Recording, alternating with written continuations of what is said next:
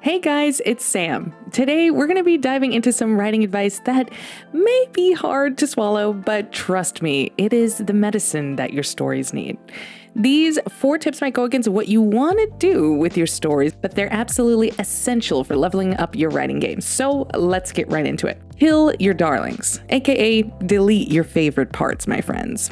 You've probably heard the phrase kill your darlings before. It's often attributed to William Faulkner, but the idea has been around for ages. So what does it mean? Simply put, it's about being willing to cut the parts of your story that you love the most. Oh, the horror. I know what you're thinking. I worked so hard on that beautiful description. Or that witty dialogue is the best thing I ever written. And that's exactly why this advice is so hard to follow. Because we become attached to our clever ideas, our beautiful prose, and for my comic artists out there, our beautiful artwork.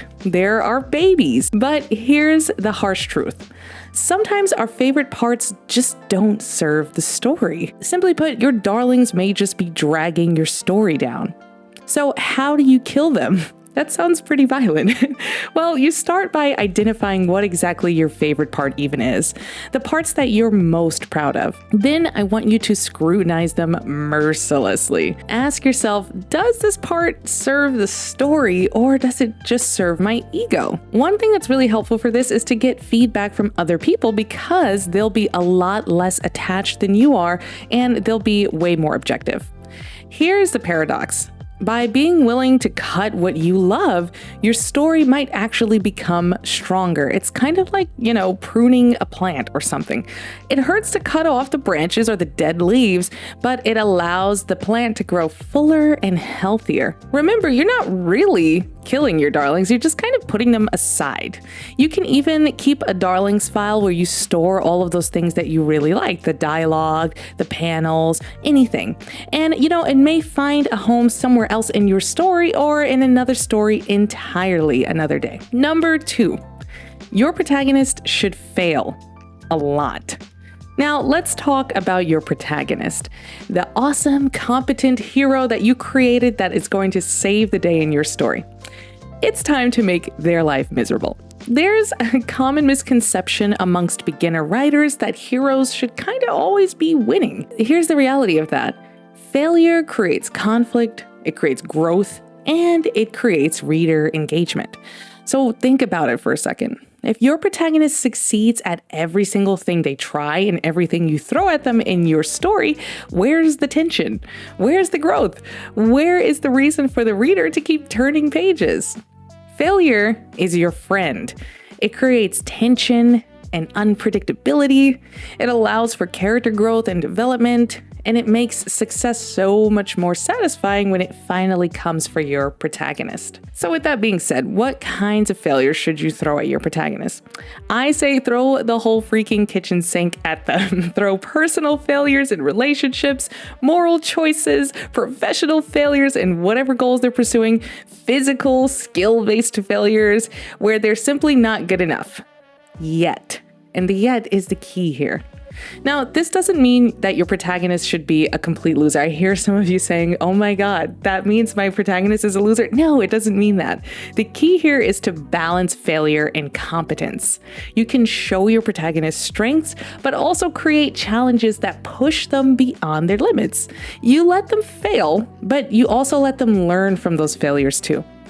Think about some of your favorite stories. Harry Potter fails constantly throughout his journey. Frodo struggles at every step towards Mount Doom. These failures make their eventual triumphs all the more powerful. So go ahead and be cruel to your protagonists, and I guarantee you your readers are going to thank you for it. Number 3, and this one was a hard pill to swallow for me. Your first draft will probably be pretty terrible, and that is okay. Tough love here. It's gonna be bad. Absolutely awful. A steaming pile of BS. And that's perfectly fine. Mine, when I look back at my first drafts for chapter 1 of Olde Treehouse, it was embarrassingly bad. I had no clue what I was doing. There's a persistent myth of the perfect first draft. An idea that real writers sit down effortlessly producing masterpieces. But let me burst that bubble for you. It's complete and utter nonsense. This advice can be hard to accept because we all have that inner critic that's telling us that every single sentence needs to be perfect. Every single panel needs to be drawn perfectly. But this is what I think is the truth. The purpose of a first draft is not to be good. It is simply to exist. That is its purpose. Embracing the terrible first draft is absolutely liberating. It overcomes writer's block because you're giving yourself permission to write badly, to draw badly. It allows you to discover yourself. And because you're not constraining yourself with premature editing, you can just kind of flow. And most importantly, it gives you the raw material to shape and refine into a chapter that is going to be your amazing chapter. If you don't believe me, you can listen to the late and great Ernest Hemingway, who said the first draft of anything is shit. And he knew a thing or two about writing. So how do you push through? You can set goals. Not quality goals, you can set goals. Let me try to compose this panel this way, or let me try to write a dialogue that has this sort of feeling, or let me write this emotional scene, or something that you can set for yourself that's not tied to the quality. Remove that inner editor you shouldn't be editing at the same time as you're creating anyway, and give yourself permission to write badly. Then you can revise later. That's where you take your ugly duckling first draft and you turn it into a beautiful swan. But first, you need to get the ugly duckling on the page. Number 4, and this one is my personal favorite on here. Show, don't tell. I do not like that phrase at all. Show, don't tell is overrated. Okay, I said it. Sometimes telling is better. Let's tackle this, sacred cow of writing advice. Show, don't tell. Everybody has heard this. It's been drilled into our heads. Experts everywhere say show, don't tell. And sure, it's useful advice to a point. But I think the problem is that many people, especially beginners, take this advice way too far. They try to only show everything, leading to areas in your story or in your artwork that seem opaque and hard to understand and unclear. This could lead to all kinds of problems like pacing issues, unclear character motivations, just a lot of things. Sometimes you just simply need to tell the reader what is happening, and there's nothing wrong with that. You're not bad for simply stating what's going on. So when is telling better? You can tell to summarize things that are not as important. You can use it to provide necessary backstory quickly, or to tell your readers something very quick, an important piece of information that's coming right up that they should understand in order to understand what happens next. You can use it to transition between scenes. There's all sorts of ways where you can just tell, and it's totally fine.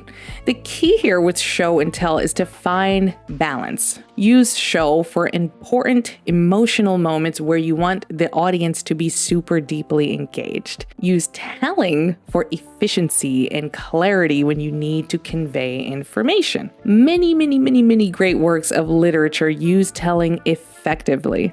Think about how many classic novels open with a paragraph or two that just simply tell you about the protagonist's situation. It works because it's efficient and it's clear. The goal is not to rigidly adhere to show, don't tell, it's to engage your reader. Sometimes showing does that best, and sometimes telling does that best. Trust your instincts, and most importantly, my friends, do what serves your story, not someone else's opinion. It's your story, and you know what's best for it. There you have it. 4 pieces of storytelling advice that you didn't want, but you needed. Kill your darlings. Let your protagonists fail. Embrace your crappy first draft. And don't be afraid to tell when it's more effective than showing. Nothing that I said is an ironclad law. This is just all my opinion. They're guidelines, they're tools to add into your toolbox for storytelling. And in my opinion, good storytelling comes from challenging conventional wisdom. So it's important to experiment, find what works for your unique voice, and for your story. So my friends, I hope you enjoyed this video. If you like storytelling discussion videos, please feel free to subscribe to the channel because I talk about stuff like this all the time. It is my bread and butter. If you want to see what I'm working on a fantasy adventure manga called Olde Treehouse, and you can read chapters 1, 2, and 3 on Global Comics. It's also available on Manga Plus Creators if you'd like to check it out there. And I will catch you later. Until next time, bye.